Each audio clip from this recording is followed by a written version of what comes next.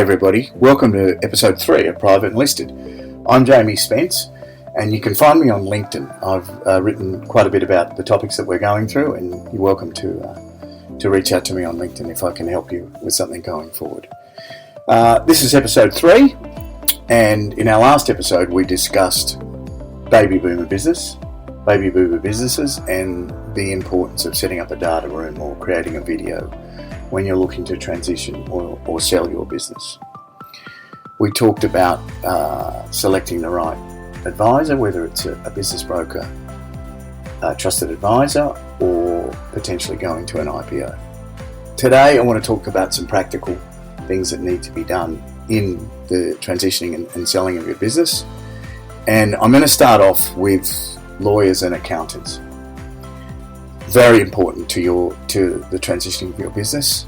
I've met a lot of lawyers and accountants across Asia, principals of firms, from my financial services days where we paid a lot of legal fees, and then in the last sort of 15 to 20 years of orchestrating mergers and acquisitions and raising capital. You sit down at a table where lawyers look at each other and a lot of fees get paid.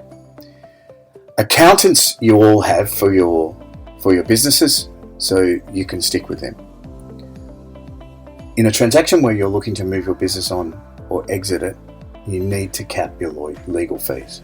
A lot of people don't do this, and it becomes a headache at the end of the transaction for them because it gets drawn out. It usually goes over the time that you had set out to do it, and lawyers are good at charging.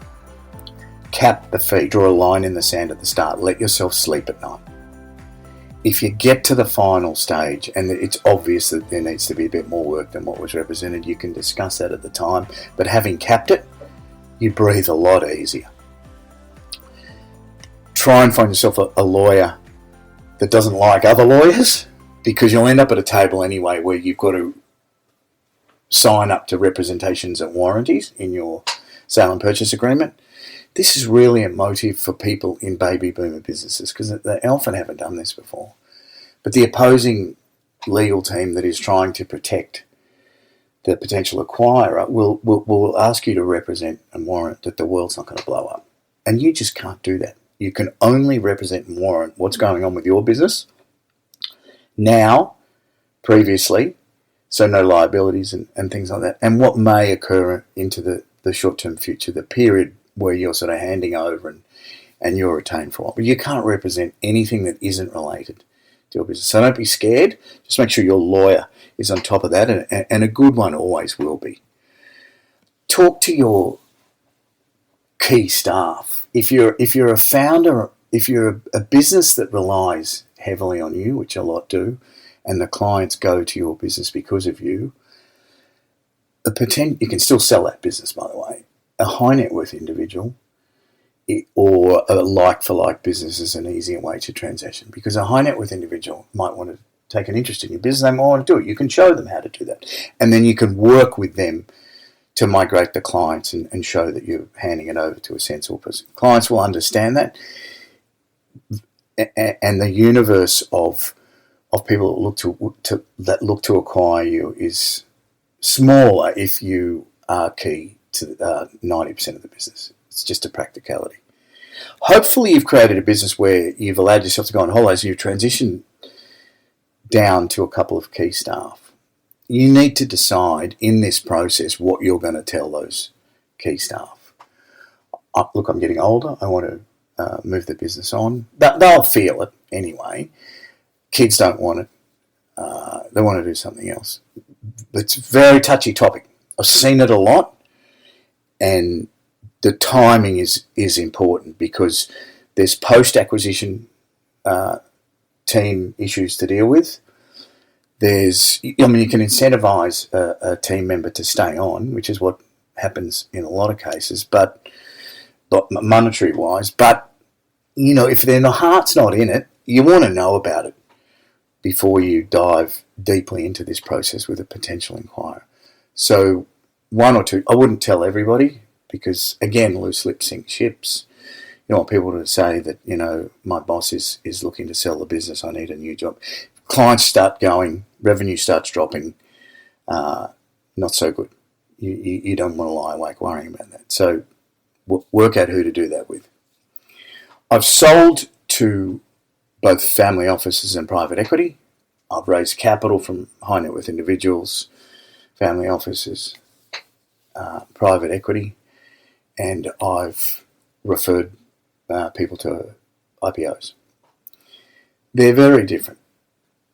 Small business, high net worth individual, maybe a family office. If it's an FMCG business, family offices in Asia Pacific like real estate. They've underpinned a lot of their wealth on real estate, but they also like FMCG businesses across various countries in Asia. And you might be a perfect bolt-on for that. There are many others, but family offices stick with you, bring you into their sphere and their family universe, and then you grow and you continue with them. And they'll let you out. Once it's integrated, they'll let you out. Private equity, different proposition. They're managing third-party money. And as I said, I've dealt with a lot of private equity firms in Australia and Asia. And I like them. Look, I like them all. Understanding their mandate is very important. What is their industry focus? What is their financial number focus? And in general, to be really a contender to be taken by a private equity business, it needs to be infinitely scalable, have sort of EBITDA of 5 million to 50 million to 100. And what they want to do, they apply resources to the deal. So it's got to be compelling to start with. And everybody's applying resources, family offices, high net worth individuals, everybody. But private equity goes, okay, here's a couple of deals in front of us. We're going to put resources on this. They want to get to a point where they know they can acquire the business, accelerate it exponentially, and then exit that business within a circa 5 to 7, sometimes a 10-year period. But that's a different business model. The oven is on 450 from day one. Be very clear about that. In a family office, the oven's on, but it's on a lot lower, and the synergies and chemistries with the family will become evident as you go forward. All of the above are okay. In an IPO, you become very visible. The caliber of investors behind your listing is extremely important to what happens going forward, and the structure of the way that you list. There's front door listings on all of these stock markets. There's backdoor shell listings, reverse takeover listings, but your capital determines the depth, and the listing does attract a lot of attention. So you got to be, somebody will advise you as to whether you're suitable for that or not.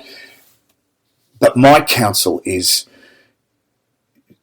don't get carried away when someone says to you, oh, your business is great for private equity or great for listing. You need to take a deep breath and get somebody that really understands what you're doing and what you're looking to. Because honestly, you actually want a smooth transition. Somebody to buy the business and then to morph it into their portfolio. So look, I'll leave this one here, but I do want to end with something that really in my career was compelling. A man came to me who wanted to acquire the business that he was involved in. It was a big global business, a big one. The owner, who had left the business a year earlier, had come and spoken to me in Hong Kong at the time, and we had an interview, and he went with somebody else. He went with a larger group to try and sell the business, and that's fine. It didn't leave a great taste in my mouth, but a year later, the business hadn't been sold. I'd done a lot of due diligence on the business. Anyway, this person came to me and said, I want to buy the business. I've got my own money, and I need some private equity to help me acquire it from the owner. Then